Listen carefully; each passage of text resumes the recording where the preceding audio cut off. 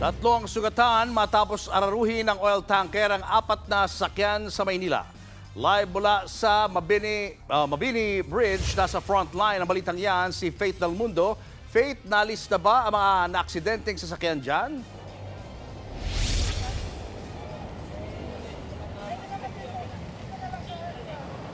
Julius, sa mga oras na ito ay nandito pa rin nga. Kung makikita nyo dito sa aking yung 10-wheeler na oil tanker na nag-araro ng apat pang sasakyan. Pero yung dalawang SUV at isang sedan ay naalis lang nga sa mga oras na ito. Kaya naman kanina ay talagang matindi yung daloy ng trapiko dito. Ayon nga sa investigasyon, nawala ng preno yung oil tanker na may kargang coconut oil. Kaya inararo pa yung apat na sasakyan, isa ang sugatan at yung sakay nga ng motorsiklo ay naisugod na sa ospital. Ayon sa painante ng truck, nagsabi yung driver na nawala ng preno kaya ibinangga na lamang sa gilid ng tulay.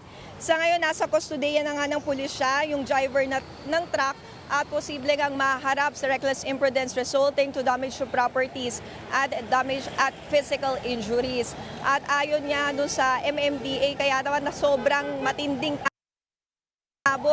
umabot nga yan hanggang sa may Quezon City at bago doon sa may Santa Mesa area, talagang kahit kami mismo ay talagang na-traffic at matinding traffic yung inabot dito. At kung makikita nyo nga dito, ito yung mismong tulay ay talagang nasira. Sabi kasi doon sa driver ng truck, yung painante kinuwento sa atin na ng preno at yung ginawa na lamang ay ibinangga na lamang dito sa gilid ng tulay para hindi na nga raw makadamay pa ng iba pang mga sasakyan. Isa at yun yung motorsiklo, nasakay ng motorsiklo na naisugod naman sa ospital.